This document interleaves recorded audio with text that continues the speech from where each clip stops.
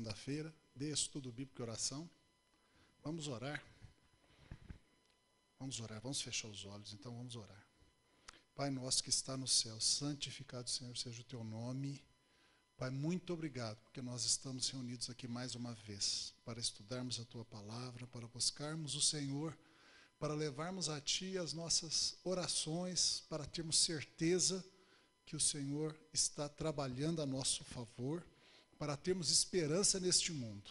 Pai, mais uma vez, nós te pedimos que o teu Espírito Santo nos ajude a entender, a apropriarmos da sua palavra. Nós queremos ter ela conosco, dentro de nós, moldando os nossos pensamentos, as nossas decisões, o modo de vermos a vida. Nos ensina esse tema de hoje, Espírito Santo. Nós oramos agradecidos e confiados em nome de Jesus. Amém. Amém? Glória a Deus. Muito bem. Nós estamos falando sobre o lar cristão nas últimas segundas-feiras. Gastamos 3 segundas-feiras para falar alguns aspectos do modo como os cristãos, as pessoas cristãs devem tratar o casamento, a família. E eu estou fazendo uma adaptação do currículo que a gente criou. Então, se você entrar na internet, no site, e pegar lá o currículo que eu coloquei, peguei o bonde no meio do caminho, porque o currículo foi feito para 2 anos, começando em janeiro. Então, vocês vão notar que não está muito igual, não. Vai começar a entrar no eixo. Está começando a entrar no eixo agora, ficar igual que está lá. E eu estou fazendo algumas adaptações de melhoria também. Então, é possível que os irmãos e irmãs notem alguma pequena diferença. Hoje, por exemplo, lá não está esse tema, mas eu vi que a sequência fica mais coerente se a gente entrar na questão da santificação. Porque o lar cristão tem a ver com uma vida cristã normal. O grande tema agora é a vida cristã normal, o tema 4, a vida cristã normal. Como que a gente vive a vida cristã em vários aspectos. Então, agora nós vamos começar a estudar alguns aspectos da santificação. E hoje é o que causa a santificação em nós, ou como ser santo, ser santa. Tem um verso para a gente decorar. Aí, segunda que vem eu vou sortear uma pessoa para falar esse versículo aí. Então, durante a semana, os irmãos e as irmãs que não quiserem ser sorteados e ficar sem responder, podiam decorar. Se não conseguir decorar, a gente ajuda. Mas pelo menos vamos tentar decorar. Isso aí faz parte daquilo de guardei a tua palavra no meu coração, Que o Davi tanto fala, Guardar no coração é decorar, Decorar significa colocar dentro do coração. Decorar. Core, coração. Colocar dentro do coração. Então a gente vai decorar alguns versículos, quase todo dia, toda segunda-feira, começando hoje. Vamos ter um versículo, 2, para a gente decorar relacionado ao tema.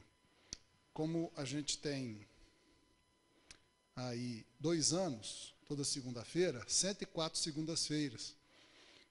Quando a gente conseguir rodar tudo, cada um de nós vai ter decorado pelo menos 104 versículos da Bíblia. Qual a vantagem de decorar versículo da Bíblia? O Espírito Santo tem como usar ele para nos ajudar na hora que a gente precisa. O Espírito Santo tira ele da nossa memória e usa. Quem falou na Bíblia? Foi quem que falou na Bíblia assim. Vou trazer à minha memória o que pode me dar esperança. Eu não me lembro, acho que é um dos profetas ou é nos Salmos. Estou em dúvida. Lamentações de Jeremias, é um dos profetas. Vou trazer à minha memória o que pode me dar esperança. Ou seja, a gente precisa ter coisas na memória que naquele momento difícil da vida a gente possa lembrar daquilo para nos ajudar. E os versículos bíblicos são fantásticos para isso. Então, esse é o objetivo. Seguir a paz com todos e a santificação, sem a qual ninguém verá o Senhor. Está lá em Hebreus 12, 14. Então, esse versículo realça o valor da santificação, e ele realça o valor da santificação relacionado ao arrebatamento, sem a qual ninguém verá o Senhor. Na verdade, esse versículo está dizendo o seguinte: a santificação é uma condição para o arrebatamento. Jesus não vai buscar uma igreja que não é santa. Então, quem fizer parte da igreja, mas estiver com uma vida relaxada, em pecado, corre o risco, por esse versículo, vai ficar aí, vai ter que passar pelo período da grande tribulação, do anticristo, vai ter que provar a sua fé no meio de muito sofrimento, talvez até com martírio, talvez até com martírio. Por falar nisso, ontem eu assisti um filme de Hollywood, né, produzido em Hollywood, sobre o arrebatamento. Um filme recente. E não é feito por cristãos. Já houve aí, nos últimos anos, filmes sobre o arrebatamento muito bem feitos, feitos por cristãos, né? Tem dois que eu me lembro, o Arrebatamento 1 e o Arrebatamento 2, depois os Deixados para Trás 1, 2 e 3. Pelo menos esses dois, mas tem mais, esses 5, mas tem mais. Ontem eu ouvi um novo, bem recente, com o Nicolas Cage, um ator controvertido, né? O Nicolas Cage é controvertido porque ele faz muito filme que envolve demônios e tal. Mas ontem ele foi o protagonista principal desse filme e eu fiquei impressionado de ver a perfeição bíblica do filme. Se os irmãos quiserem assistir, pode assistir, chama-se Left Behind, né? Deixados para Trás. É um filme sobre o arrebatamento da igreja.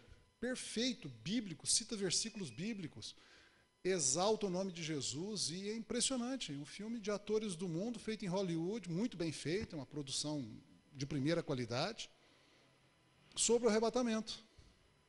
E eu fiquei impressionado de ver como é que isso está tomando assim, é como se Deus estivesse falando, dá-me impressão isso, sabe? Olha, eu estou anunciando até pelo mundo,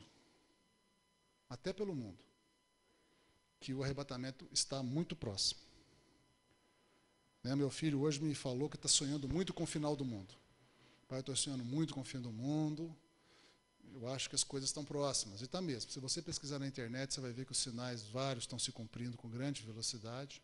O principal cenário é Israel, o que acontece em Israel, o acordo de paz, que dentro de pouco tempo vai ser feito, e o acordo de paz determina que pouco tempo depois o arrebatamento acontece. Então, o grande sinal é esse, né? Apesar do tema hoje não ser escatologia, mas vamos frisar por causa dessa palavra aqui, sem a qual ninguém verá o Senhor. A santificação é necessária para o arrebatamento, porque nós vamos ver o Senhor no arrebatamento, então sem a santificação não veremos. E o grande sinal de que o arrebatamento está às portas, está próximo, levará algumas semanas. Quando esse evento acontecer, algumas semanas depois o arrebatamento acontece. Talvez dias somente. É o acordo de paz de 4 itens. Quando Israel celebrar com os árabes o acordo de paz que tem troca de terras por paz, aperto de mãos, permissão para a reconstrução do Templo de Jerusalém e o lançamento de sorte sobre o governo da cidade de Jerusalém. Quando isso acontecer, nós vamos estar aqui na terra. Não se sabe muito bem se nós vamos estar ou seremos arrebatados junto. Mas, enfim, se nós estivermos aqui e isso acontecer, se nós, a igreja que vai ser arrebatada, estiver aqui, esse acordo de paz acontecer e nós formos testemunhas, vai passar em todos os noticiários, vai sair em todos os jornais, nós podemos nos preparar, porque o arrebatamento será dali a alguns dias ou algumas semanas no máximo, por causa do quadro temporal da profecia. Então, se os irmãos e irmãs querem um modo seguro de trabalhar com sinais para o final dos tempos, é entrar na internet e digitar no Google acordos de paz árabe-israelense. A questão do problema judeus e palestinos e coisas desse tipo, para acompanhar como que está indo. E está acontecendo várias ações políticas para esse acordo de paz ser feito. Eu pesquiso já há algum tempo e isso está sendo levado à frente, inclusive a reconstrução do Templo de Jerusalém já está sendo negociado, a reconstrução do templo. É que a mídia que a gente tem em comum, o Estado de São Paulo, a Folha de São Paulo, o Globo, o Estado de Minas, Rede Globo, as televisões que a gente pega, que é canal aberto, e as fechadas também, elas não noticiam os detalhes disso. A gente não vai conseguir pegar isso pela mídia comum. Isso tem que ser pesquisa mais direcionada. Um site muito bom para ajudar a gente nisso é o site da Chamada da Meia-Noite. Você vai no Google e digita Chamada da Meia-Noite. O nome é meio esquisito, parece filme de terror, né? Chamada da Meia-Noite. Mas não é filme de terror, não. Tem uma revista até hoje. Tem. É um ministério muito bom. É um ministério com sede na Suíça, mas tem em vários países do mundo, o Brasil também tem. E a Chamada da Meia-Noite, ela é especializada em mostrar a verdade do que está acontecendo em Israel, que a mídia comum não mostra. E esse termo chamado da meia-noite é uma alusão ao arrebatamento, porque na parábola que Jesus explica um pouco sobre o arrebatamento, a parábola das virgens, o noivo volta à meia-noite e ouve-se o chamado, eis aí o noivo, saiu ao seu encontro. Então, o arrebatamento vai ser uma chamada à meia-noite, ou seja, a hora que ninguém espera, o mundo, né, e os cristãos adormecidos não esperam, o noivo vem e a igreja que está acordada, vigilante, alerta, vai ser chamada à meia-noite. Por isso que chama a chamada da meia-noite esse ministério. Muito bem, mas o nosso tema hoje é santificação. Então, a santificação, ela é necessária absolutamente. E não é algo que a gente vai tratar como se é muito difícil ser santo. Só algumas pessoas são santas. A gente já falou, né, que não é verdade isso. Essa ideia que ser santo e ser santo é uma coisa muito difícil, veio da Igreja Católica e é uma ideia errada. Né? Na Igreja Católica, como a gente já falou, as pessoas que são consideradas santas e santos lá só são oficialmente considerados quando o Vaticano ele canoniza aquela pessoa, declara que ela é santa ou santo, através de um processo que às vezes leva dezenas, às vezes centenas de anos. E dentro da Igreja Católica, uma pessoa só pode ser declarada santa ou santo se essa pessoa tiver registrado pelo menos 3 milagres comprovados, depois que ela morreu. Bom, pode ser antes também, estou falando errado. Ou antes ou depois. Em vida também, ela pode ter feito um milagre em vida, aí não importa muito se é antes ou depois. Mas, ou seja, exige que as pessoas façam milagres, e tem que ser milagre mesmo. Dentro da Igreja Católica tem que ser milagre do tipo, curou um doente terminal, fez o rio mudar de curso, levitou, né, tem isso também, e assim vai. E dando a entender que para ser santo e santa tem que ser poderoso, tem que fazer coisas esplêndidas, coisas miraculosas, ressuscitar mortos. Não é verdade isso pela Bíblia. Aliás, a Bíblia ela trata todos os cristãos como a princípio santos, porque todos são separados para Deus. Só que nós vamos aqui tratar não da declaração de separação de Deus, mas sim do processo de nós estarmos cada vez mais parecidos com Jesus na nossa vida. Jéssica, pode clicar para nós? Então, nós vamos agora ver quais são os meios ou operadores de santificação, ou seja, o que produz em nós a santificação. O primeiro que nós vamos ver é a operação da cruz, está lá em Romanos 6. Então, o que causa a santificação em nós? O que faz a gente ser santo? Que ferramentas são estas que, operando em nós, tiram o pecado da nossa vida, tiram o que não presta e faz a gente ser uma pessoa correta, semelhante a Jesus, com intimidade com Deus. A primeira ferramenta é a cruz de Cristo. Então, nós vamos ler aqui em Romanos 6, o versículo 11 a princípio. Não vamos julgar lá não, Jéssica? Os irmãos vão ler na Bíblia. Romanos 6, 11. Assim também vós considerai-vos mortos para o pecado, mas vivos para Deus em Cristo Jesus. Parece que não está falando de cruz aí, né? Esse versículo, a princípio, não está falando de cruz. Mas o contexto todo está. Então, Paulo, nesse capítulo de Romanos 6, ele está explicando a nossa união com Cristo. Então, nós vamos voltar um pouquinho à Bíblia, em Romanos 6, e ler o versículo 1. Paulo em Romanos 6, 1. Então vamos julgar a Bíblia aqui na frente, Jéssica. Pode minimizar, por favor? Vamos julgar aqui na frente a Bíblia. Romanos 6, 1. Esse capítulo é extremamente importante a gente entender. Que diremos, pois? Permaneceremos no pecado para que a graça seja ainda mais abundante? Por que Paulo faz essa pergunta? A pergunta de Paulo é pelo seguinte. No capítulo 5, ele está falando que Deus é maravilhoso, que Deus perdoa os nossos pecados, que Deus não leva em conta o tempo que a gente andou errado na presença dele, que Deus é bom, misericordioso, que Deus é uma pessoa que não quer nos condenar, que ele é muito bom e ele perdoa os nossos pecados. Aí Paulo começa a falar isso para tirar das pessoas a ideia, já que Deus é bom, já que Deus é perdoador, então eu vou viver na gandaia. Depois eu peço perdão, Deus me perdoa, ele é bonzinho, volto para a gandaia. Aí a hora que a minha consciência pesa, eu vou para Deus, Deus me perdoa, eu volto para a gandaia.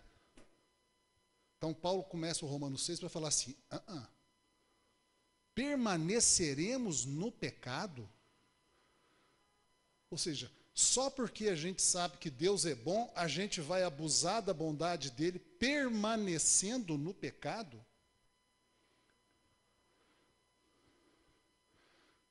Para que a gente possa dizer, a graça de Deus é muito grande, porque me perdoou de tantos e tantos pecados e continua me perdoando. Deus é bom, eu peco, ele me perdoa. Eu peco, ele me perdoa.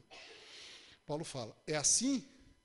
Será que a gente tem licença para pecar, porque a graça de Deus, ela é abundante? Aí ele vai continuar argumentando nessa linha, no versículo 2 aí, Jéssica.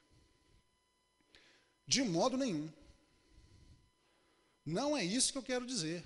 Quando eu falei para vocês no capítulo 5, que Deus, ele nos perdoa absolutamente de todos os pecados, eu não quis dizer que com isso a gente pode abusar da bondade de Deus. De modo nenhum nós vamos permanecer no pecado. Nós, que já morremos para o pecado, como viveremos ainda nele? E essa é a ideia-chave. Nós morremos para o pecado. Essa é a ideia-chave. Vamos continuar, versículo 3. Ou porventura ignorais que todos quantos fomos batizados em Cristo Jesus, fomos batizados na sua morte. Paulo aqui então vai puxando a nossa lógica, fala assim, ora, vocês não sabiam que quando vocês foram batizados, deitaram na água e levantaram da água? Aquele ato, na verdade, foi uma imersão na morte de Cristo, porque batismo, a palavra batismo, em grego, significa imersão, mergulho. Então, Paulo fala, quando você foi mergulhado em Cristo, batizado nas águas, você, na verdade, foi mergulhado, imerso na morte dele. Ou seja, quando você foi batizado, você foi morto. Por isso que o batismo, ele tem o ato de deitar a pessoa dentro da água e cobri-la totalmente. Porque aquilo significa o sepultamento da pessoa. Então, ser batizado nas águas envolve, a princípio, um sepultamento. Uma cerimônia, então, um pouquinho triste. Estamos enterrando um morto. É isso que Paulo está falando. Versículo 4. Fomos, pois, sepultados com ele pelo batismo na morte de Cristo. Para que? Aí ele fala da segunda parte do batismo. Como Cristo foi ressuscitado dentre os mortos pela glória do Pai, assim também andemos nós em novidade de vida. Então Paulo fala, a segunda parte do batismo, quando a gente é levantado das águas, a gente ressuscita com Cristo. Versículo 5. Pois se temos sido unidos a ele na semelhança da sua morte, quer dizer, a primeira parte do batismo, a gente é sepultado. Certamente também o seremos na semelhança da sua ressurreição, a segunda parte do batismo. Ele está falando assim, não tem jeito de a gente ser unido com Cristo pela metade, não tem jeito. Ou você é unido com Cristo todinho ou nada. Se você foi unido com Cristo na morte dele, inevitavelmente você também está unida com Cristo na ressurreição dele. Você é uma com Cristo. Versículo 6. Sabendo isto, que o nosso velho homem foi crucificado com ele, morto com ele, com Cristo. Quando ele morreu, o nosso velho homem morreu com ele. E é isso que a primeira parte do batismo fala. Quando a gente é deitado nas águas, na primeira parte do batismo, é como se a gente entrasse numa máquina do tempo. Alguém ligasse o botão, ajustasse lá o reloginho para trás, pusesse a data de... Me esqueci qual foi a data que Jesus foi crucificado. Mas a sexta-feira da Páscoa, do ano 28 DC, cidade de Jerusalém, e a gente entrasse nessa máquina do tempo, voltasse 2000 anos atrás, e a hora que a gente acordasse dessa viagem no tempo, eu e você estaríamos lá junto com Jesus crucificado. Nós seríamos o bom ladrão. Porque o mau ladrão é os que não creem. Diz a tradição, não a Bíblia, que o bom ladrão chamava-se Dimas. Então todos nós somos Dimas. Morrendo junto com Cristo. Na verdade, a gente estava, estritamente falando, não era nem Dimas. A gente está junto com Jesus mesmo, na cruz dele. Na cruz de Jesus. Morrendo junto com ele. Só que quem sente as dores é ele, não a gente. Para que a gente é crucificado com Cristo? Para que a gente morre com ele? Para que o corpo do pecado fosse desfeito, a fim de não servirmos mais ao pecado como escravos. Isso é extremamente importante. Algumas pessoas falam assim, nunca mais eu bebo. Nunca mais eu fumo, hoje foi a última vez. Eu conheci um homem que era adúltero, ele falou comigo assim, olha, eu não sei por que eu faço isso. Porque eu amo a minha esposa, ela é uma ótima esposa, cuida muito bem de mim, não tem defeito, mas não sei por que eu traio ela. Já tomei decisão várias vezes de nunca mais fazer isso, mas vai e tal, quando vê eu já estou no adultério de novo. Quantas vezes já ouvi pessoas falando assim, eu não gosto de bebida, não gosto. Mas faz mal, fico de ressaca, um mal-estar horrível, mas não consigo. Já tomei decisão várias vezes de parar de beber, não consigo. O homem tomar decisão não vence o pecado. Muitas pessoas pensam que não é uma questão de opinião. Se tiver uma opinião forte, você larga disso aí. Não é assim que funciona a vitória sobre o poder do pecado. O homem, ninguém tem poder para, numa mera decisão, baseada em sua própria força de vontade, dizer, não peco mais. Ah, mas eu conheço pessoas que pararam de fumar assim. Conseguiram parar de fumar. Trocaram o vício do cigarro por um outro vício. Talvez não químico. Talvez o vício de... sei lá o quê. E vamos falar assim, alguém já falou assim, se Jesus viesse para libertar as pessoas do cigarro, puxa vida, morrer na cruz para libertar do cigarro, né? É um disparate, né? Morrer na cruz é uma coisa horrível. Libertar do cigarro. Eu quero ver parar de falar mentira. Parar de ter pensamentos lascivos. Parar de ser incrédulo. Pecado forte de verdade. Não há, irmãos, é importante a gente saber disso para a gente não ficar dando varada na água. Varada na água é um termo que o pessoal usa. Estou usando certo, né? Varada na água significa, até onde eu entendo, pelo que eu ouço o pessoal falar, fazer aquilo que não serve para nada. Você faz um esforço enorme e não resolve nada. A maneira bíblica de vencer o pecado está aqui. É só assim que funciona e nada mais além disso.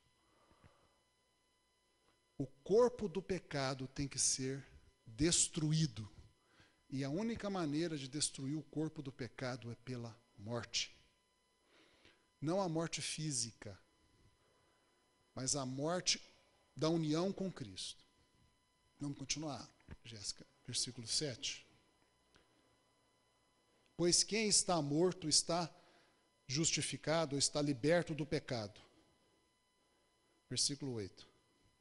Ora, se já morremos com Cristo, cremos que também com ele viveremos. A reafirmação de que a a morte de Cristo traz a ressurreição também. Não vamos ficar mortos, vamos viver. Sabendo que, tendo Cristo ressurgido dentre os mortos, já não morre mais, a morte não tem mais domínio sobre ele. Versículo 10. Pois quanto a ter morrido de uma vez por todas, morreu para o pecado, mas quanto a viver, vive para Deus. E aí Paulo termina no versículo 11, que a gente começou. Assim também vós consideráveis como mortos para o pecado, mas vivos para Deus em Cristo Jesus. Então, esse é um modo da gente vencer o pecado, é nos considerarmos mortos para o pecado. Como que é isso na prática? Tem duas palavras no grego que podem ser traduzidas por considerar-se. Uma é uma palavra que significa considerar-se alguma coisa não sendo aquilo. No português o pessoal fala achar-se, não é isso? Não tem assim, aquela pessoa se acha, não é isso? Já ouvi isso, né? Aquela pessoa se acha, né? Normalmente isso é usado quando a pessoa ela se considera alguma coisa que ela não é.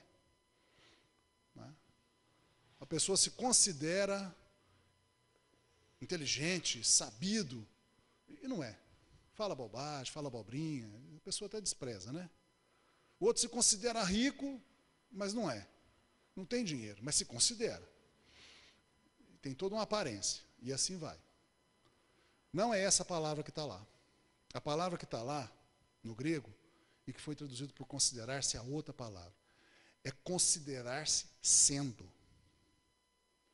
Considerar-se sendo de verdade. Considerar-se em cima de uma base real. É um termo técnico de contabilidade, aquela palavra considerar-se. Aquela palavra considerar-se é usada, é um termo técnico de contabilidade, que é o trabalho do contador. Quando o contador chega para você e fala assim, olha, a situação da sua empresa é essa, e essa e essa. Ele está falando aquilo com base em leis, em procedimentos, em normas técnicas. Ele não está chutando, ele está falando algo que está embasado. É assim que tem que ser. É a palavra usada quando um contador faz uma análise de um balanço de uma empresa e ele chega numa conclusão sobre a empresa baseada na lógica dos números e das informações racionais que estão no balanço. Ou seja, é a ideia do seguinte, o considerar-se ali é a seguinte ideia, é uma conclusão absolutamente lógica e embasada e real. Não é uma invenção, não é uma ilusão, não é um achismo, é algo, é um fato. Essa é a palavra que Paulo usa no grego. Por que a gente pode usar essa palavra de considerar-se morto com toda essa base? Porque nós morremos de verdade com Cristo. Não é assim. Jesus é uma história igual os 3 porquinhos, Branca de Neve e os 7 anões, uma história bonita, interessante, mas falsa. Não é. Houve um homem chamado Jesus de Nazaré que morreu de verdade na capital do reino de Judá, Jerusalém, num dia marcado, numa hora marcada, o sangue derramado foi de verdade, o chicote foi de verdade, a carne dilacerada foi de verdade, o grito de dor foi de verdade, o grito de desespero, de abandono foi de verdade. É um fato. E isso é a diferença da fé cristã de todas as demais fés, todas. As outras fés são baseadas em ideias humanas. Pensamento de homem, opinião de homem. A fé cristã não, a fé cristã é baseada em fato histórico, que tem cor, que tem data, que tem lugar. Isso é toda a diferença. Ou seja, a fé cristã é a única fé verdadeira, calcada na verdade, nos fatos. E a gente pode experimentar isso. Está acontecendo no mundo hoje um fenômeno impressionante. Estou falando muito da internet, porque é a melhor maneira de a gente achar as coisas hoje, né? Se os irmãos e irmãs puderem entrar no Google e digitem assim, conversão de muçulmanos através de sonhos e visões com Jesus. A estimativa é que pelo menos 1 milhão de muçulmanos, nos últimos anos, se converteram a Jesus Cristo porque sonharam com Ele ou tiveram uma visão com Ele, evangelizando eles. Jesus está sendo missionário pessoalmente no mundo hoje. Não é só homem. Anjos não podem pregar o evangelho, a gente sabe disso, a Bíblia proíbe, né? Diz que anjos Deus não permite, mas Jesus pode. E Jesus está pregando o evangelho pessoalmente. Pregou pessoalmente para Paulo. Quem que evangelizou Paulo? O próprio Jesus. Uma visão do caminho de Damasco. E por que Jesus está evangelizando essas pessoas? Porque o país que essas pessoas moram, os países, não pode entrar missionário. Então Jesus está indo pessoalmente lá e se apresenta por sonhos e visões. E essas pessoas do mundo muçulmano, eles falam o seguinte, que o islamismo não satisfaz, não traz paz interior, são pessoas angustiadas. Por que o islamismo e outras religiões más levam a angústia e só a fé em Jesus Cristo traz a paz? Porque a fé em Jesus Cristo é verdade e as outras são falsas. E todo mundo que busca a verdade só se satisfaz com a verdade. A hora que encontra a verdade, estou satisfeito. Agora, enquanto fica com religiões falsas, e todas as religiões do mundo são falsas, exceto a fé cristã, todas. Graças a Deus nós estamos no Brasil, né? Vi uma notícia hoje que tem um pastor da Irlanda, Belfast é Irlanda, né? Que está sendo processado agora, vai ter que responder um processo, porque na igreja ele pregou um sermão dizendo que o islamismo não é uma religião verdadeira. Estão processando, ele vai ter que enfrentar um tribunal por isso. Ele falou, eu vou e vou lá, porque não é mesmo. Nós aqui não temos esse problema, né? Estou falando muito mais sério que ele. Ele pegou mais leve, eu estou pegando pesado. Eu acho que ninguém vai me processar por isso ainda. Não sei na grande tribulação como é que vai ser, mas no final desse tempo agora. Considerai-vos mortos para o pecado. Como é que isso na prática? Tem um pecado que sempre vence a gente. Todo mundo tem isso. Todo ser humano, em algum momento da vida, vai enfrentar um pecado brabo. Um pecado que não larga da gente, que é tenaz, né? Grudado. Que a gente não consegue vencer. Cada um de nós vai saber qual é. Todo mundo na sua vida vai ter esse tipo de experiência. Aquele pecado que você fala, não, nunca mais eu faço quando vê está fazendo. Não quero mais isso quando vê está fazendo, está praticando. Não, isso é horrível, eu quero isso aí, não quero mais, e não consegue. E fala isso 10 vezes, e fala isso 15 vezes, fala 20 vezes, toma decisão várias vezes e não consegue. É porque tem que usar isso aí. Tem que olhar para esse pecado e falar assim, eu estou morto para você. Morri quando Cristo morreu. Você não tem mais domínio sobre mim. Acabou a sua força sobre mim. Por quê?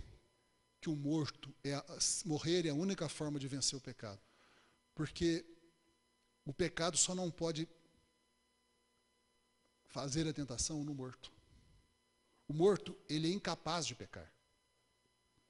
O morto é intentável, não pode ser tentado. Ou melhor, ele pode ser tentado, mas ele não pode pecar. Então ele é impecável, melhor dizendo. Ele pode ser tentado, né? Ninguém está proibido de chegar no velório e chegar para um morto lá e tentá-lo, né? Só que o demônio não vai perder tempo com isso, nem ninguém, né? Por quê? Porque todo mundo sabe que o morto é incapaz de pecar. Por isso que nós, quando estamos considerados, e nós podemos fazer isso porque a gente sabe que o Evangelho é verdade, sabe que Jesus morreu de verdade, sabe que a nossa fé nos une a Ele de verdade, sabe que quando Ele morreu, nós morremos juntos, precisamos passar pelo batismo. Outra coisa importante, porque Paulo ressalta o batismo ali, o batismo nas águas. Temos que passar por ele, para que fique perfeito. Nós temos que invocar a força do batismo. Olha, pecado, o dia que eu fui batizado, que foi aquele dia, daquele mês, daquele ano, estava fria a água. Eu lembro muito bem. Naquele dia, eu morri para você. E a sua força acabou na minha vida. Eu não sou mais seu escravo. Eu estou morto para o pecado e vivo para Deus. Eu tenho força, eu tenho braço, eu tenho corpo para servir a Deus, não para entregar o pecado. Isso funciona. Simplesmente funciona. E a fé cristã tem uma coisa muito maravilhosa. Ela é uma fé que tem que ser praticada, né? E a hora que a gente pratica, você vê, puxa vida, funciona. É igual oração, né? A gente muitas vezes ora achando que Deus não vai ouvir, né? Nossa, essa oração não passou do teto, acho que Deus não está me ouvindo. Quando vê Deus faz, a gente fica surpreso, né? Puxa vida, Deus ouve orações. Eu tenho orado assim a Deus pelos meus filhos, em especial por um deles. Deus, está difícil eu falar com ele, né? Ele não me ouve direito. Às vezes ouve, às vezes não. Senhor, fala com ele em sonhos. Eu tenho insistido com Deus, fala com ele em sonhos, e ele está sonhando muito. Está sonhando muito. Chega, pai, essa noite eu tive um sonho e tal. Ontem ele sonhou que mais uma vez com o fim do mundo. Não, pai, sonhei que a humanidade inteira estava num grande navio, 7 bilhões de pessoas olhando para cima, e vieram os ETs e começaram a disparar raio, matando todo mundo, e era o fim do mundo, e eu estou preocupado, como é que faz? Glória a Deus, está vendo? A gente ora e Deus responde. E às vezes a gente ora não acreditando muito, né? E Deus faz. Né? A mesma coisa acontece com isso aí. A gente chega e fala, ah, será que funciona? Parece tão fácil, parece tão fácil. Faz para você ver. É impressionante. Isso a gente pode usar com qualquer forma de pecado. Eu uso até de maneira profilática. Por exemplo, lá na UFA tem umas reuniões muito difíceis, sabe? Reuniões muito difíceis. E às vezes, uma vez ou outra, eu falei coisa que não devia, né? Fiquei nervoso, às vezes, falei uma coisa que não devia, e fiquei chateado por aquilo. Então eu já entro numa reunião assim, Senhor, eu estou. Senhor, não. Às vezes falo Senhor, às vezes não falo Senhor. Eu falo para o mundo espiritual. Falo para o mundo espiritual ouvir, como diz o pastor Paulo, né? Eu estou indo para essa reunião, e eu estou morto para o pecado da impaciência, da precipitação, da palavra mal falada, e estou vivo para a paciência, para saber a hora de falar, para falar de maneira comedida. Estou vivo para isso. Estou vivo para a virtude da palavra bem falada, e estou morto para o pecado da palavra mal falada. Mas como funciona? A reunião muda, a gente já fica lá, tranquilo. Então, a gente pode usar isso aí para toda situação. Você tem uma situação difícil na vida, que você sabe que aquilo ali tem o poder de fazer você, por exemplo, pecar. Você já vai para aquela situação declarando isso. Eu estou morto para o pecado, e vivo para Deus.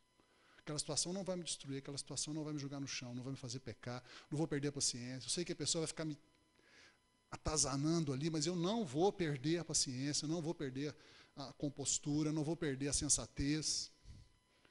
E assim vai. Funciona perfeito. E quando a gente vê isso, a gente fala, meu Deus, eu estou numa fé muito maravilhosa. Meu Deus, eu estou numa fé muito maravilhosa. Jéssica, volta no slide lá. Clica uma vez aí. Mais uma vez. Mais uma vez. Não há substituto para esta operação da cruz. A outra única opção é a amputação do instrumento de pecado. Se o teu olho te faz pecar, arranca-o. Quer dizer, se a pessoa não quiser praticar Romanos 6 e ela não quiser pecar, quer dizer, ela quer se ver livre do pecado sem Romanos 6, sem considerar-se morto, a única opção que ela tem é a amputação do instrumento de pecado. Há uns 3 ou 4 anos atrás, teve uma notícia, não sei quem ouviu, foi uma igreja, não foi no Brasil, não foi fora do Brasil, me esqueci o país, que um homem, durante um culto, arrancou os 2 olhos. Arrancou os 2 olhos. Foi uma correria. Por causa disso aí, ó. Ele ficou desorientado. Não estava na notícia o que era exatamente o problema, mas provavelmente ele achava que o olho dele estava fazendo ele pecar. E ele arrancou os 2 olhos. Cumpriu literalmente o ensino de Jesus, porque Jesus que mandou fazer isso, né? Lá no Sermão do Monte. Se o teu olho te faz pecar, arranca-o. Se a tua mão te faz pecar, corta. Porque é melhor você entrar aleijado no céu do que ser lançado inteiro no inferno. Ele falou isso. Há mais anos atrás, uma pessoa, um membro da Universal do Reino de Deus, ele se castrou. Ele arrumou uma faca, afiou ela e castrou-se.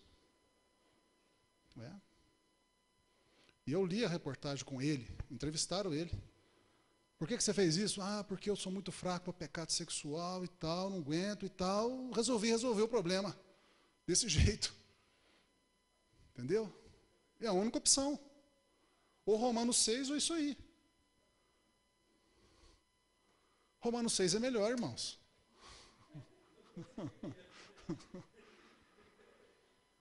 Tem uma outra coisa também que, na verdade, faz parte um pouco, né, que é a questão da gente evitar situações que podem ser tentadoras, né? Por exemplo, pessoa que tem problema com honestidade em dinheiro, né? Pessoa que é fraca para poder lidar com o dinheiro, porque ela tem uma fraqueza para essa parte e pega lá uns 50 reais e põe no bolso.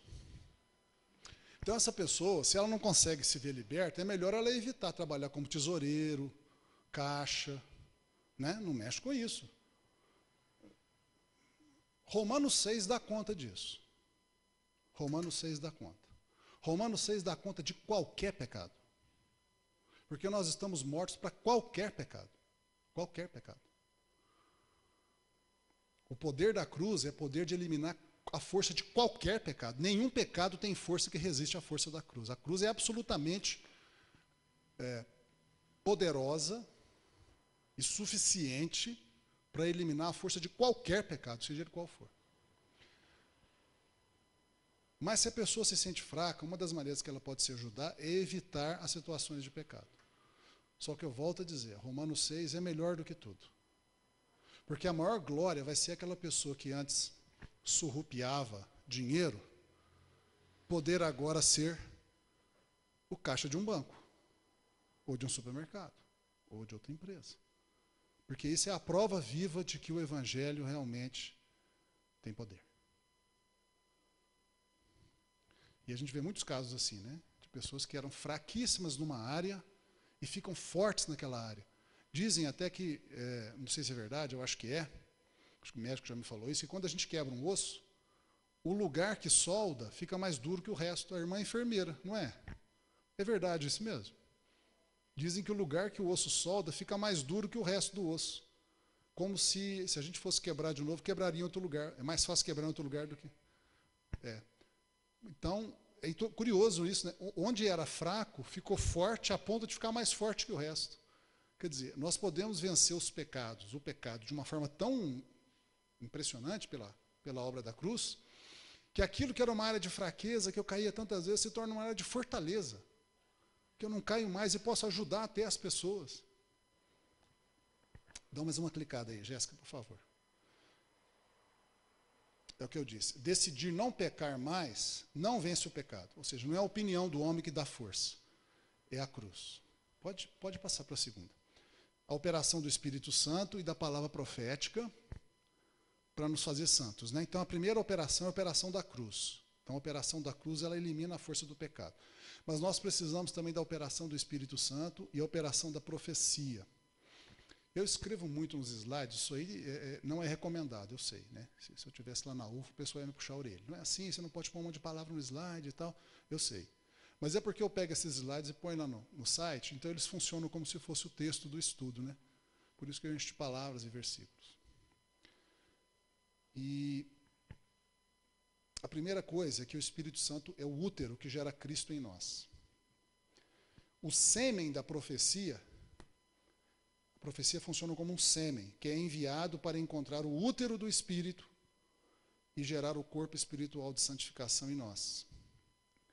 A palavra de Deus é o sêmen, e ela é promulgada, lançada dentro do útero do Espírito. Pode clicar mais uma vez, Jéssica. Do Pai vem o sêmen e a sua palavra. O sêmen carrega informação, como a palavra carrega informação. Pode clicar. O Espírito Santo abriga o útero, dá as condições propícias para o desenvolvimento. O Espírito Santo ampara. O útero faz isso, o útero ampara. O Espírito Santo ampara intercedendo. O útero protege. O Espírito Santo protege exortando. O útero nutre. O Espírito Santo nutre ensinando. E assim por diante. Então o Espírito Santo ele faz o papel feminino do processo de formar Cristo em nós, que é a santificação. E o Pai, ele envia a palavra funciona como sêmen. Ezequiel 37 é um texto muito interessante, não vamos ler agora não, mas é a visão do vale de ossos secos. Então, Ezequiel vê um vale de ossos sequíssimos, tudo morto, acabado, sem vida, e Deus fala com ele assim, profetiza ao Espírito. É uma curiosidade isso, é um instigante. Por que ele teve que profetizar ao Espírito? Ele não profetizou para os ossos secos. Ele profetizou ao Espírito Santo. Muito, muito interessante isso. Por que Deus mandou Ezequiel profetizar ao Espírito? Né? Vamos ver lá, Ezequiel 37. Vamos ver o texto aqui.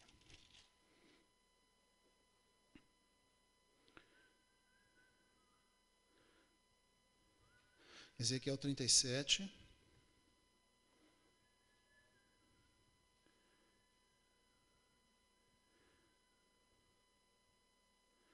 Vamos achar aqui.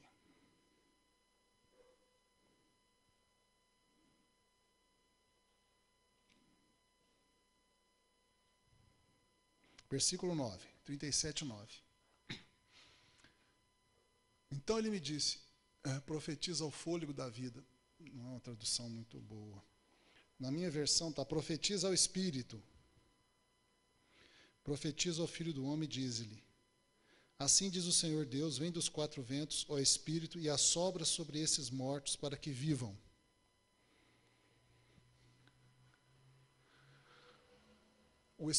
A palavra tem que encontrar com o Espírito. E o encontro da palavra com o Espírito produz a vida. A santificação é a vida de Cristo em nós. Isso. Então, esse meio de santificação é quando em nós encontra a palavra de Deus e o Espírito Santo. Então, nós temos que conhecer a Bíblia, estudar a Bíblia, profetizar a Bíblia sobre nós, receber pessoas que profetizam a Bíblia sobre nós, ouvir pessoas que profetizam a Bíblia sobre nós, e ter o Espírito Santo dentro de nós, recebendo essa profecia e operando ela dentro de nós. Em Gênesis 1 também é muito interessante com a maneira como Deus criou todas as coisas. Antes de Deus profetizar, de Deus falar, haja luz, haja isso, haja aquilo, o Espírito antes pairava sobre a planeta Terra. O Espírito estava lá. Deus não falou sem a presença do Espírito. Porque a palavra tem que ser dada na presença do Espírito, assim como o sêmen tem que ser lançado no útero, senão não há vida. Então, a santificação, que é a vida de Cristo em nós, ela tem que ser uma operação conjunta da Bíblia e do Espírito Santo. A Bíblia nós estamos fazendo aqui, fazemos em outros momentos, e nós temos, irmãos e irmãs, que nós temos que falar a palavra de Deus. Por isso a Valnice tem aquele livro de orações da palavra, né? Nós temos que falar a palavra de Deus sobre a nossa situação. Então nós estamos numa situação difícil. O que a gente fala? Ah, vai dar errado. Ah, não vou conseguir. Não. A gente tem que falar, Deus é comigo. Posso todas as coisas naquele que me fortalece. Deus vai abrir um caminho onde não há caminho. Eu tenho que proferir a palavra. E não é uma questão de eu ser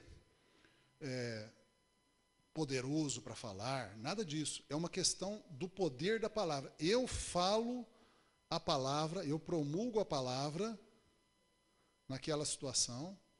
Eu acho que a gente deve, inclusive, fazer como Ezequiel fez, profetizar o Espírito Santo. Espírito Santo, eu lanço a palavra do Senhor para encontrar-se contigo na minha vida. Deus é comigo, vai transformar essa maldição em bênção, vai abrir caminho nessa situação, vai operar maravilhas. Eu acho assim, que a gente tem que ajuntar a palavra com o Espírito. E ao passo que a gente continua interiorizando a palavra e o Espírito Santo está dentro de nós, a santificação vai acontecendo. Né? A gente deve saber, muito importante a questão do Espírito Santo, uma hora a gente vai falar mais sobre isso. Como é que eu sei que o Espírito Santo está na minha vida? A unção dos sacerdotes de Israel era feita. Uma das partes da cerimônia que ordenava um sacerdote em Israel consistia de usar sangue e óleo. Na verdade, sangue, depois o óleo. Era molhado, era posto na orelha do sacerdote, não me lembro se é a direita ou a esquerda, ou as duas, mas é na orelha, era quem ordenava eles, não lembro se é com a mão, com algum instrumento, mas de alguma forma ele colocava sangue de algum animal sacrificado na orelha do sacerdote. E depois ele pegava óleo e colocava a unção de óleo em cima do sangue. Tinha que ser nessa ordem. Primeiro o sangue, depois o óleo da unção, em cima do sangue. A Bíblia diz claramente, em cima do sangue você põe o óleo. E o entendimento disso é o seguinte: o Espírito Santo só unge quem está lavado no sangue. Então, primeiro que o sangue vem, eu preciso crer em Cristo. Eu preciso receber Jesus como Senhor da minha vida. Eu preciso crer que o sangue dele me purifica de todo pecado. E quando eu estou marcado pelo sangue, aí eu recebo a unção do Espírito. Então, a gente não precisa fazer força para receber a unção do Espírito. Ela é uma consequência natural de quem está marcado pelo sangue. Então, o nosso esforço, tem que existir esforço, é para manter firme a fé em Jesus. Ele é o Senhor da minha vida. Todo dia fazer a boa confissão. Ele é o Senhor. Amém. Eu estou demorando muito. Vamos lá, Jéssica. A operação do estudo da palavra de Deus no Salmo 1. O Salmo 1 a gente conhece. Bem-aventurado o homem que não anda no conselho dos ímpios, não se detém no caminho dos pecadores, nem se assenta à roda dos escarnecedores. Antes tem o seu prazer na lei do Senhor, e nesta lei medita de dia e de noite. Ele será como árvore plantada junto a ribeiros de água, no seu devido tempo dá o seu fruto, cuja folhagem não murcha, e tudo quanto fizer prosperará. Até aí basta. O Salmo 1, então, fala o seguinte, que a gente tem que fugir do pecado. Bem-aventurado o homem que não anda no conselho dos ímpios, não se detém no caminho dos pecadores, nem se assenta à roda dos escarnecedores. Deixa eu fazer um comentário aqui de parênteses desse último versículo aí, essa última parte do versículo. A Bíblia então fala no Salmo que a gente não deve se assentar na roda dos escarnecedores. Vou falar isso por causa de programa humorístico na televisão. E eu mesmo gosto de alguns. As videocassetadas do Faustão, né? Por exemplo. É interessante, faz a gente rir muito, né? E vai por aí afora. Mas alguns programas humorísticos a gente deveria evitar. Porque, sem querer, a gente pode estar na roda dos escarnecedores. Alguns programas, aquele Pânico Total, uma vez eu assisti, misericórdia, irmãos, não assista aquele treco, não. Porque aquilo lá é a roda dos escarnecedores de A a Z, do primeiro minuto ao último, né? Então, às vezes, o crente fica lá assistindo esses programas que escarnece, né, de tudo. Uma palavra escarnece é muito boa, porque ela fala, é coisa da carne, né? Escarnece, né? Quer dizer, é só coisa da carne, né? Zombaria, que mais? Baixaria e coisas desse tipo. E a pessoa, às vezes, o crente fica lá, o cristão fica lá, sem querer, achando engraçado e participando. Isso trabalha contra a santificação. A Bíblia diz, bem-aventurada a pessoa que não faz isso. Então, se a pessoa faz isso, ele é não bem-aventurado, porque ele está fazendo isso. Então, às vezes, a nossa vida está travada em alguma coisa, porque a gente, sem querer, está fazendo uma coisa errada. Eu sei, o Espírito Santo, ele é muito imediato, né? Eu tenho certeza. Eu lembro que uma vez eu assisti esse Pânico aí, eu fiquei incomodado o tempo todo. Eu falei, não está certo o que eu estou fazendo aqui, não. Não é assim? O Espírito Santo não incomoda a gente? E nós temos que desenvolver sensibilidade para o Espírito Santo. É difícil dizer, não assista isso ou assista aquilo. Eu prefiro dizer, ouça o Espírito Santo. Você está assistindo alguma coisa, o Espírito Santo falou, muda de canal, larga a mão, não vê isso aí não. Obedece, porque isso está fazendo mal. A gente não deve falar assim, não está fazendo não, o que tem, não tem problema nenhum e tal. Mas está prejudicando a gente. Isso é o fugir do pecado. Dá uma clique aí para nós, Jéssica. Meditar de dia e de noite. A garantia do bom sucesso sempre, quando a gente então permite que o estudo da palavra de Deus, que envolve meditar, refletir, opere em nós. Pode clicar mais uma vez. A obediência aos mandamentos. Clica tudo, pode aparecer o slide todo. Deuteronômio 30 é aquele texto que Moisés, né, Deus fala assim para Israel. Eis que hoje te proponho a vida e o bem, a morte e o mal. Escolhe, pois, a vida. E a proposta de vida de Deus é: anda nos meus caminhos, obedece os meus mandamentos, ouve a minha voz. Porque se você fizer isso, você vai ser feliz. Agora, o interessante desse capítulo não é o fato de que a gente sabe que obedecer os mandamentos de Deus traz a bênção. Isso a gente sabe até de outras partes da Bíblia. O interessante é que esse capítulo mostra que a decisão é nossa. Deus não participa dela. A obediência é uma decisão do homem. Por isso que Deus fala até humildemente, né? Vê que te proponho. Eu estou te propondo, pelo amor de Deus, aceita. Mas se a pessoa não aceitar, Deus não obriga. E eu deixei aqui um texto, uma frase dos rabinos judeus: tudo está nas mãos de Deus, menos o temor de Deus. Isso é muito forte. O que quer dizer isso aí? Ele diz o seguinte: olha, Deus comanda tudo, Deus é Senhor de tudo, Ele pode mexer em tudo, Ele é poderoso para fazer qualquer coisa que Ele quiser, menos uma coisa. Só tem uma coisa que Deus não tem poder nenhum, que Deus não põe a mão, que Deus não mexe, que Deus não interfere, que Deus está fora. A sua decisão de temê-lo ou não. Você toma essa decisão absolutamente sozinho. É você com você. Escolher temer a Deus é uma decisão isolada, individual de cada um. Quem escolhe isso atrai a atenção de Deus absolutamente. É igual, né? Vamos usar o exemplo aí de namoro, né? De um rapaz, de uma moça. Uma moça, vamos falar de uma moça, que é completamente livre para decidir quem ela vai namorar. Completamente, não tem influência dos pais, não tem influência de amigos, de parentes, de ninguém. A decisão é 100% dela. Aí ela escolhe namorar e casar com um rapaz, porque ela quis, sem pressão de forma alguma. Esse rapaz vai ficar muitíssimo satisfeito. Porque ele vai falar: meu Deus, podia ser qualquer outro e sou eu. Ela não teve nenhuma forma de coação, de pressão. Ele vai ter segurança no amor dela, ele vai ter segurança no sentimento dela.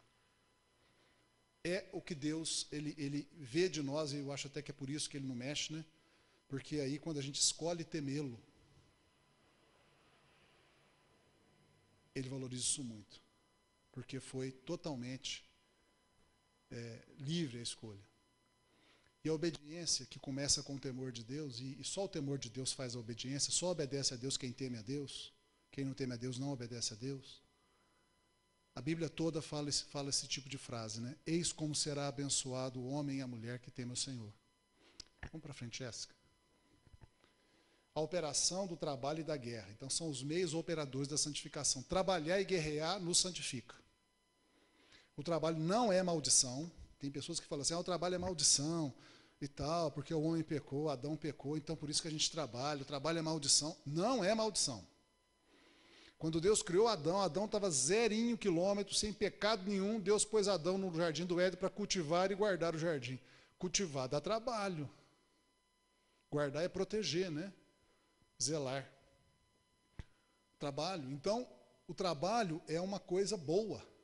O que é consequência do pecado é a fadiga no trabalho.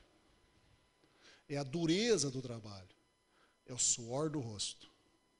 Isso é uma disciplina por causa do pecado. Quando a gente estiver lá trabalhando duro, a gente lembra. Cansado, né? Suando, duro. A dureza, o cansaço veio por causa do pecado de Adão. A gente não deve confundir o trabalho com a dureza do trabalho. Mas mesmo a dureza do trabalho acaba nos beneficiando porque é uma disciplina para o bem.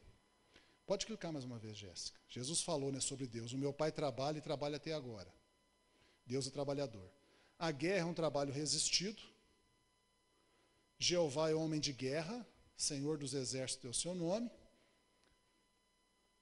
Tem um episódio de Ana. Ana era estéril, não tinha filhos. Por que ela orou a Deus como Senhor dos exércitos? A hora que ela vai orar a Deus pedindo um filho, ela fala, Senhor dos exércitos, me dá um filho. Por que ela não falou, Pai, me dá um filho? Ou, Deus Todo-Poderoso, me dá um filho. Ela orou a Deus, chamando Deus de Senhor dos exércitos. É o título de Deus que o faz ser guerreiro.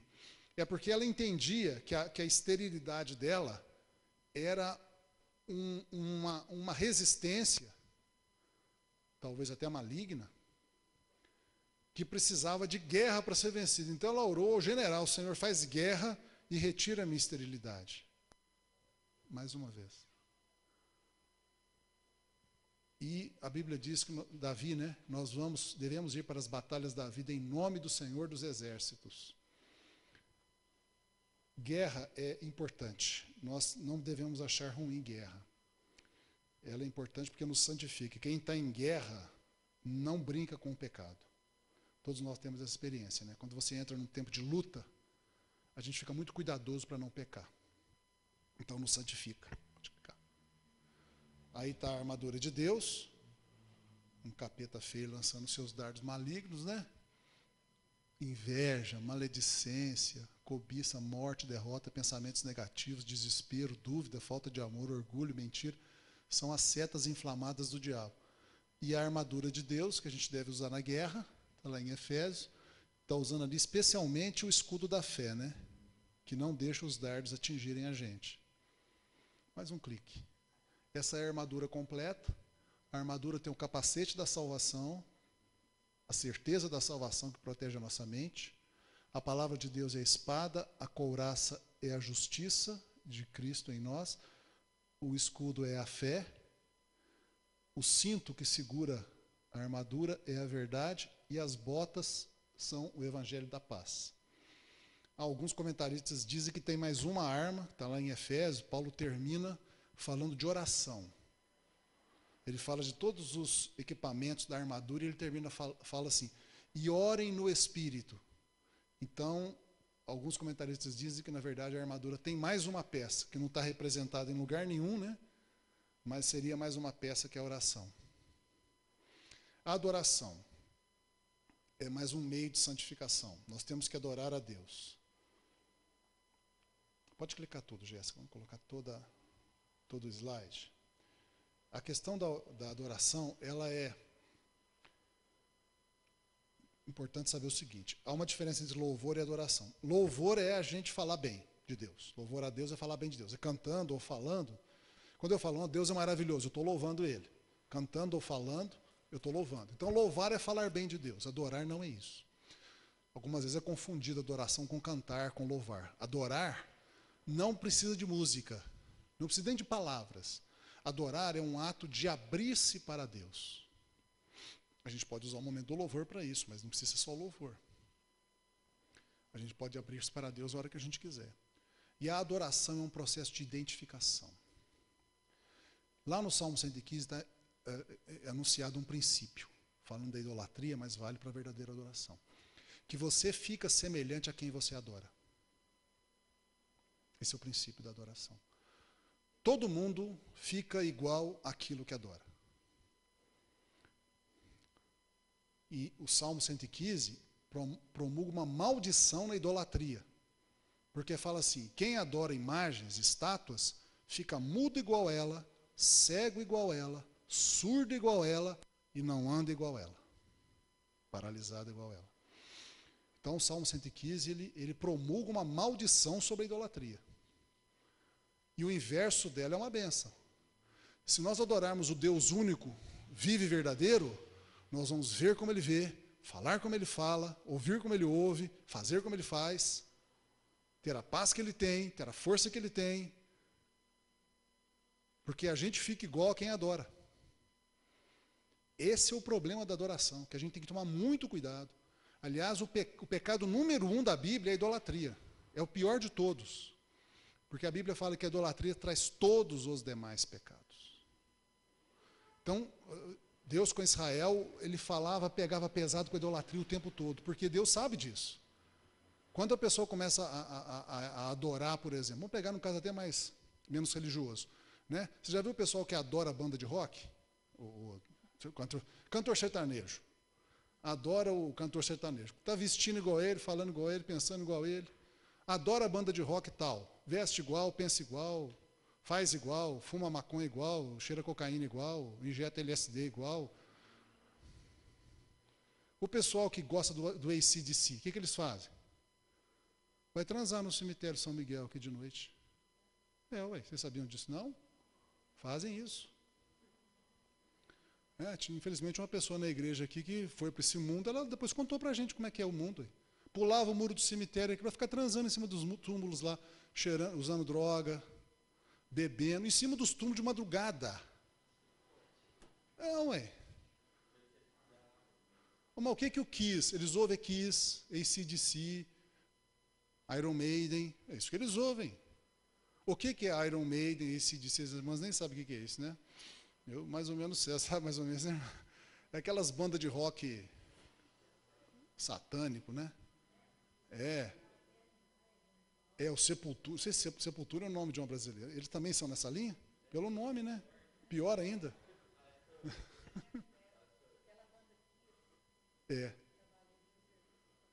Significa isso, né? Cavaleiros a serviço de Satanás. Então,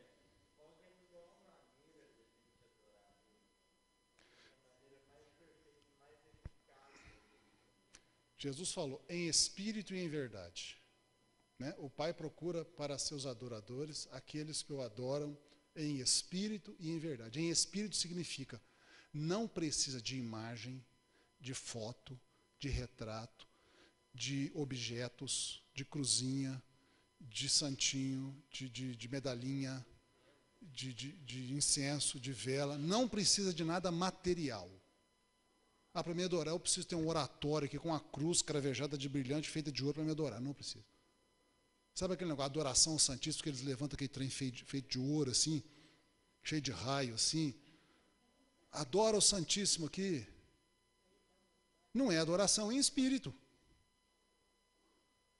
E a Bíblia fala, Jesus falou, o meu Pai procura para seus adoradores aqueles que o adoram em espírito. Ou seja, que não precisa desses penduricalhos inventados pela cabeça do homem. Porque inevitavelmente leva à idolatria. Inevitavelmente. É provável que um católico vá achar que se não tiver aquele trem de ouro lá, brilhante, desse tamanho, que o padre fica segurando lá, cheio de rainho, assim, se não tiver aquilo lá, não tem como adorar a Deus. Ele vai comprar numa loja aí que vende objetos, vai comprar um daquele lá, pôr na casa dele para ele adorar a Deus. Ou não? É claro, hein?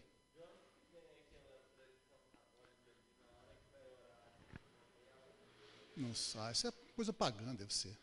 Paganismo. E em verdade. Adorar a Deus em verdade. Bom, em verdade, eu acho que a gente está meio, já estamos descendo, né? Quem que poderia ajudar a gente? Em verdade, o que a gente entende disso? Adorar a Deus em verdade. De acordo com a palavra de Deus, é a verdade. Então, de acordo com a Bíblia. Sinceridade de coração.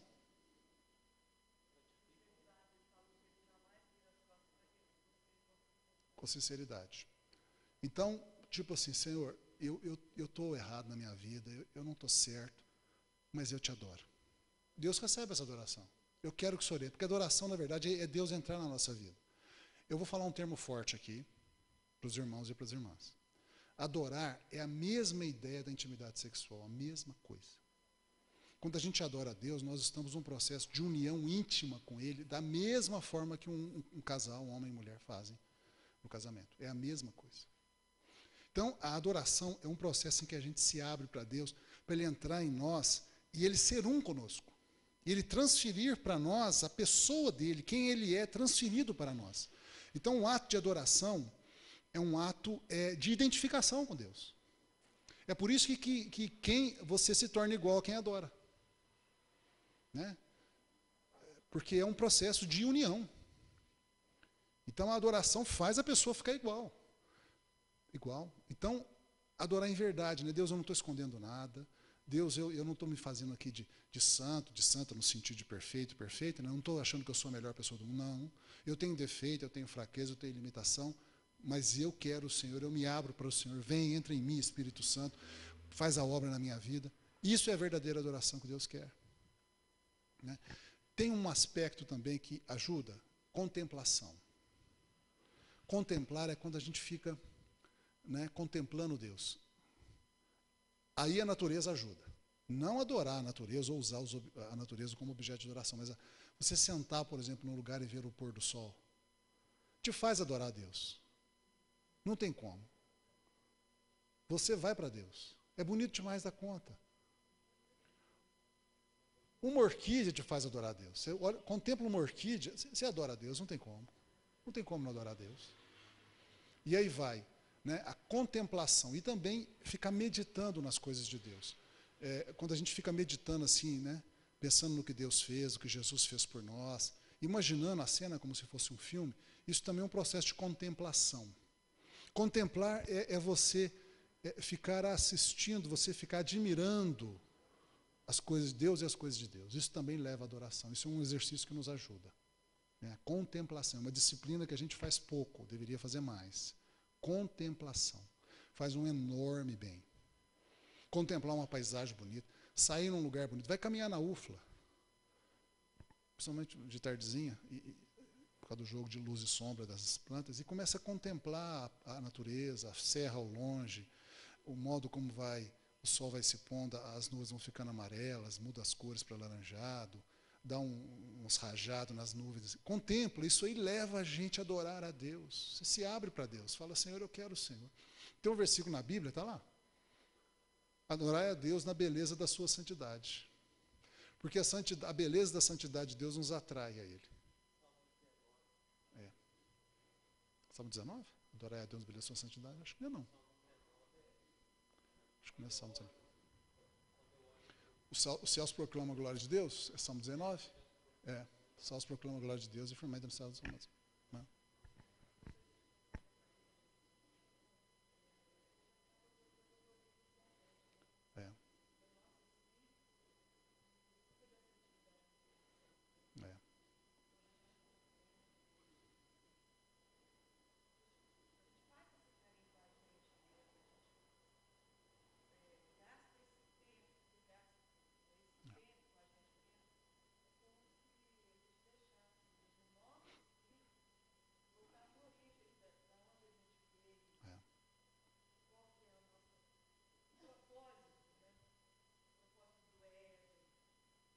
E é interessante, Hélida, que nada é difícil, né? Nada é difícil. É simples.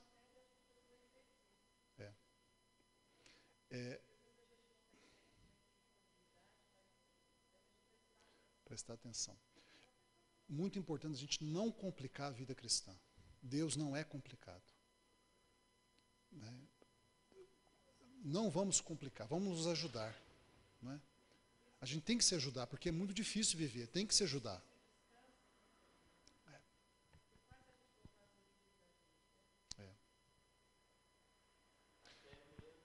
Vamos parar por aí, então? Já estamos nas discussões, vamos continuar. Então, alguma pergunta, alguma observação a mais?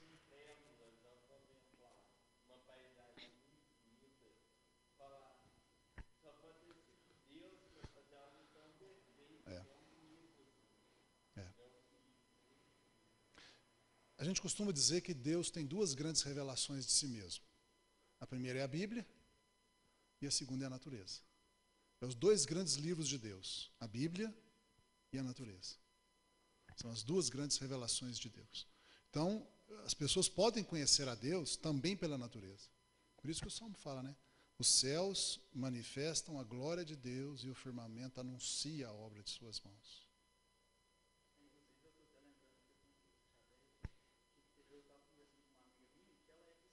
Vou deixar o microfone com vocês porque a gente está gravando. É só um comentário mesmo. Que ela estava falando a respeito de física, que ela não gosta, porque a gente chegou num assunto que ela falou assim que vai contra a Bíblia. Eu falei, não exatamente, né? As leis da física, as situações da natureza não vão contra a Bíblia. Eu falei, muito pelo contrário, exalta como que Deus pensou em cada detalhe, como que que nada fugiu do controle de Deus, nada foi por acaso. Se existe uma força que atrai a gente para a Terra, é porque Deus fez assim. Deus preocupou com uma coisa que a gente não veria, né?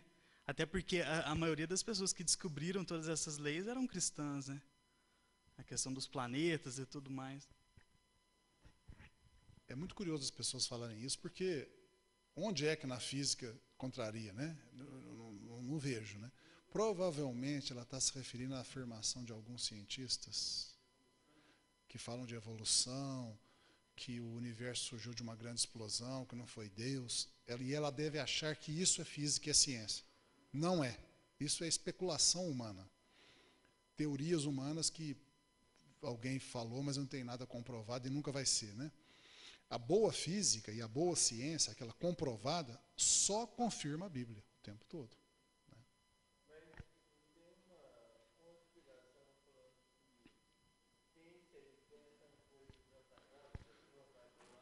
Sim, por causa dessas coisas. Porque algumas pessoas consideram ciência a teoria da evolução, algumas pessoas acham que é ciência, não é.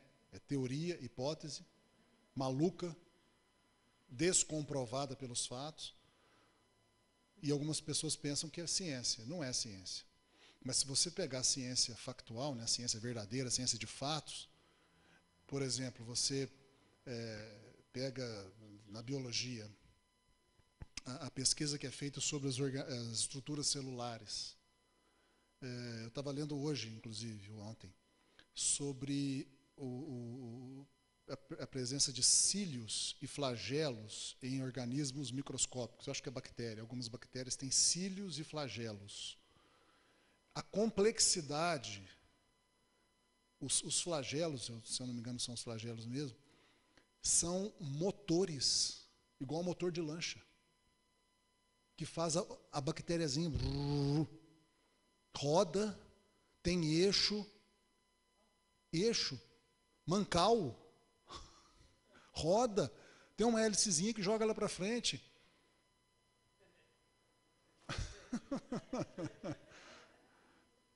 E a pessoa fala, quem acredita na teoria da evolução, fala que surgiu por acaso, e estava lá, puf, apareceu assim, entendeu? Não é possível, não é possível. Então a gente começa a ver essas coisas, as maravilhas que são a natureza em todos os sentidos. É o que você falou, Deus, a boa ciência, a verdadeira descoberta científica, é observada em microscópio, comprovada em pesquisas, ela só confirma a Bíblia, mais e mais e mais. Eu tive acesso um tempo, um dia a gente vai conversar sobre isso mais, que é um dos temas, mas só vou terminar com isso aqui dessa parte. Acesso a um amigo meu, ele diplomata aposentado, e ele tinha acesso às fotos, algumas das fotos tiradas pelo telescópio espacial Hubble. E ele me mostrava as fotos. Meu Deus do céu. Tem galáxias que têm a forma de uma orquídea. É uma galáxia inteira, parece uma orquídea. Outras são de cores variadas, maravilhosas. Algum tempo atrás eu fiquei sabendo que, não sei se foi o Hubble, mas descobriram uma estrela feita de diamante puro. Uma estrela, um órgão, um corpo celeste, feito de diamante puro. Uma pedra preciosa aí vagando no universo aí, do tamanho do nosso Sol, já pensou? E aí vai, quer dizer, tudo isso confirma a Bíblia o tempo todo. Por exemplo, tem se você for na internet do novo Google, né? Digita assim, estrelas cantando. Vai aparecer um vídeo de um físico americano que gravou os sons que as estrelas fazem e fez uma música, mostra que é uma música, as estrelas cantam. E a Bíblia fala que as estrelas cantam para Deus. E eles estão descobrindo que as estrelas cantam mesmo. Está sendo possível gravar a música das estrelas. Então, tudo que você vai vendo na boa ciência, a ciência verdadeira, que comprova, que não é ideia humana. Porque ideia humana pode ter qualquer uma, né? O Darwin falou que o homem veio do macaco. Pode falar que veio da pulga, do besouro, pode falar da cadeira, pode falar do que quiser, ué, né? Falar, o homem pode falar. Provar é outra coisa. Prova, então. Tudo que é provado confirma a Bíblia. E tem pessoas que acham que essas coisas, essas maluquices, são ciência também. Isso é um problema da educação. principalmente do Brasil. Você pega os livros escolares, eles falam que isso é ciência. Infelizmente, os jovens, as crianças estão sendo enganados no Brasil. Por isso que eu falo com vocês não podem fazer isso que o professor vai achar ruim, né? Você falar assim, professor, isso aqui está errado. Não é verdade, não. O professor fala, não, que é isso? Vou te dar 0 na prova. Né? Questão de biologia, história, o que mais? Até no Gama, até na apostila de matemática, falava de teoria da evolução. Professor, apostila de matemática do sistema Gama-ângulo falava da teoria da evolução, matemática. Quer dizer, a doutrinação para a evolução é muito grande.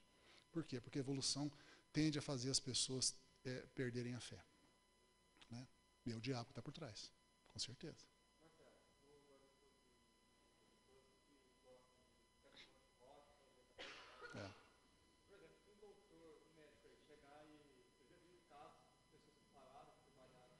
Fala aqui então. Sim. Pessoas que trabalhavam com vendas falaram para mim que, já falaram para mim, que quando, por exemplo, vai um médico comprar, ele exige que também chame ele de doutor, mesmo ele não estando trabalhando. Chama ele por nome e fala, não, doutor fulano.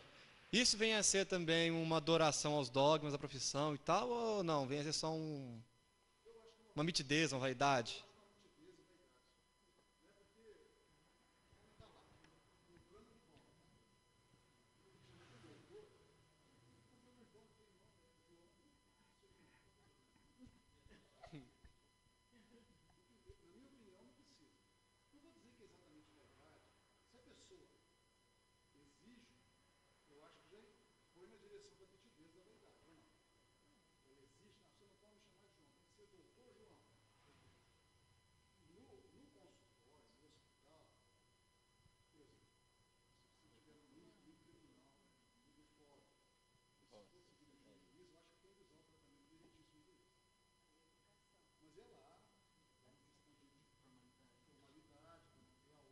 De respeito, de subserviência a alguém que tem mais poder que você.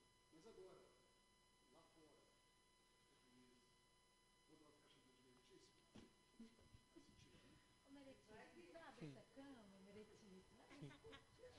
Essa mesa de jantar, Meretíssimo?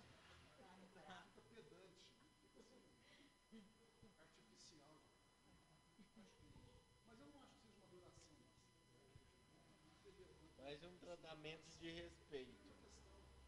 Fora da espiritualidade, eu não acho que chega a ser uma adoração chamar o João de doutor. Se ele quiser, chama. Doutor João, aqui a câmera, você quer que eu já fique doutor João? Muito bem. Não acho que seja uma adoração. Minha opinião pessoal. Mas eu acho que a pessoa que exigiu isso está perdendo ponto. Né? Eu acho que se ele não precisava disso. Eu acho que parece que é uma autoestima baixa. Né? Preciso que você chame de doutor, vamos ficar se sentindo bem. Autoestima baixa. Tanto que muita gente confunde, né? Todo mundo que tem a formação acadêmica, título de doutorado é um doutor, não necessariamente só um médico. Eu trabalho com médicos, tipo, a gente tem o costume de falar por respeito mesmo, o doutor, tratar como senhor. Às vezes o médico é até novinho e a gente fala, doutora, o senhor, a senhora. E tem muitos médicos que falam, não, para de ficar chamando de senhor, para de chamar de doutor, chama pelo nome. Tem muitos que não ligam, que nem não estão nem acostumados. Que não fica assim, não, para de ficar chamando de doutor, de senhora, chama pelo nome. Não, Senhor, só no céu, né? Eu acho assim que um certo grau de formalidade, dependendo do ambiente e tal, pode ser bom, né? Como eu falei, no fórum, por exemplo, no fórum eu acho que a pessoa não pode entrar de bermuda, né? Lá, sem camisa, de camiseta. Acho que é uma questão de respeito. Por isso que o advogado vai de terno e gravata, porque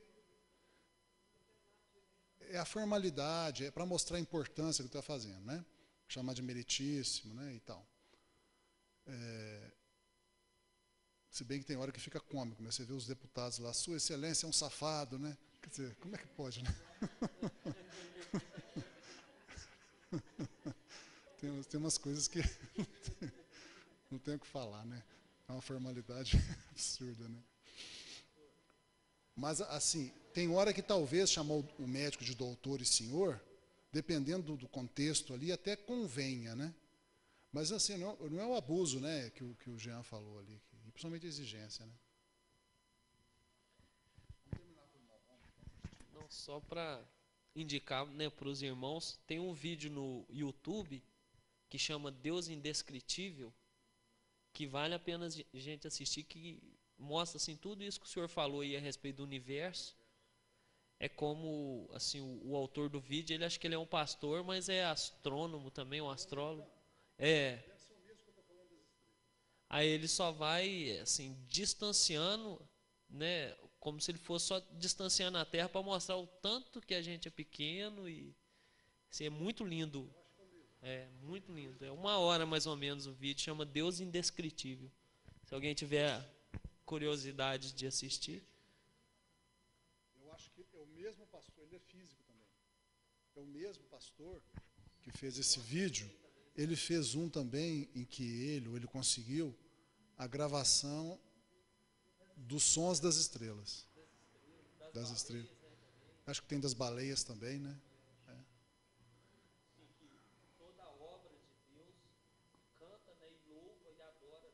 Sim. Inclusive também tem uma questão dos cientistas, que você falou dos cientistas cristãos judeus, né? Grandes cientistas do passado, eles falavam mais ou menos assim: quanto mais ciência, mais fé. Ou seja, quanto mais o cientista estuda o universo, a vida, a natureza, mais ele crê em Deus. É o esperado. Então, esse negócio do cientista que não crê em Deus é o inesperado, é o que não poderia ser. Né? Inclusive, eu estava lendo hoje, tem um texto muito... Eu vou colocar no blog esse, é muito interessante. Entrevista com alguns cientistas ateus e eles confessam por que eles são ateus. Por que eles creem na evolução. Não tem nada a ver com ciência. É porque eles não querem crer em Deus, porque Deus exige uma vida correta e vários deles têm uma vida errada que não querem abandonar. Então, para aí é melhor não falar de Deus. Deus não existe. Aquele filme Deixados para Trás, o 4,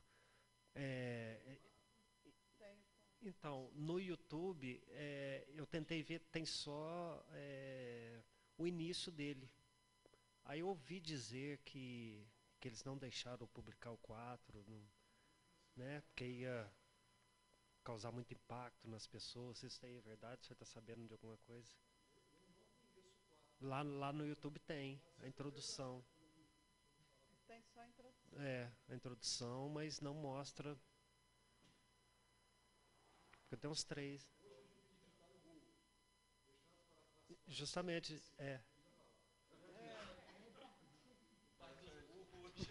Google.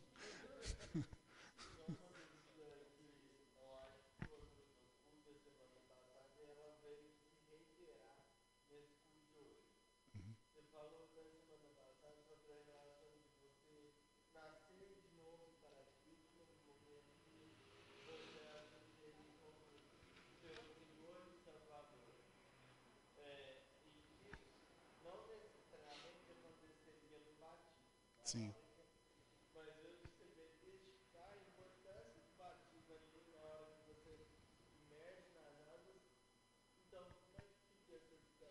O batismo, ele não é o momento em que nós nascemos de novo.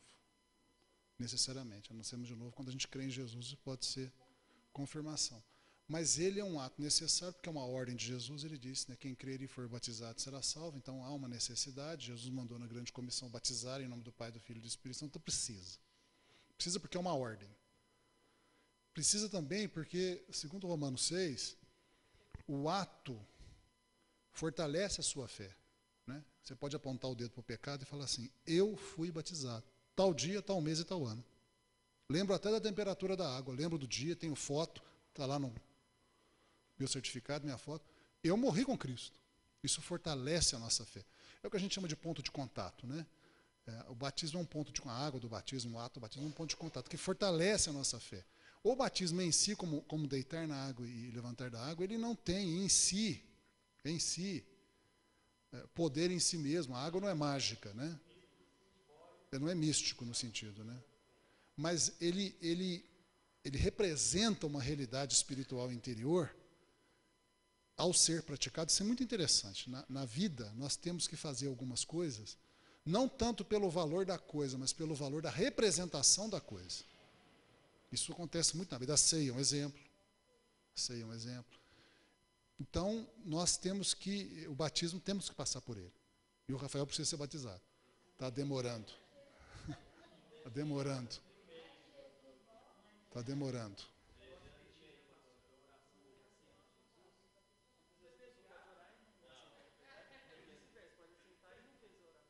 É, verdade. A oração, ela em si mesma não garante nada. Exatamente. O que está acontecendo no coração é que tem importância, né? Mas a Bíblia diz para a gente confessar Jesus como Senhor. Então, a vocalização da fé é importante também, né? É interessante isso, né? Tem coisas assim que o valor não está naquilo em si, mas aquilo de alguma forma representa e tem alguma força. É interessante isso na vida, né? Eu acho igual a banana e a casca, né, dela. As pessoas não comem casca de banana, mas já pensou as bananas sem casca? Ficaria complicado, né? Então você precisa a casca da banana parece que só serve para jogar fora, né? Quer dizer, só para isso não. Serve para proteger a banana de sujar, né? Mas assim, eu pego assim, descasco uma banana, que eu vou jogar a casca no lixo, falo, mas essa casca é tão bem feita. Olha que textura, que cor bonita. Bem feita demais, que embalagem, vou jogar fora. Jogo, claro. Alguém pode fazer doce de casca de banana. Deve alguém fazer doce de casca de banana. O pessoal faz doce de tudo, né?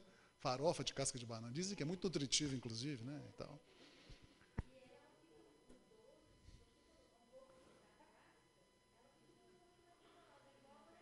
Interessante.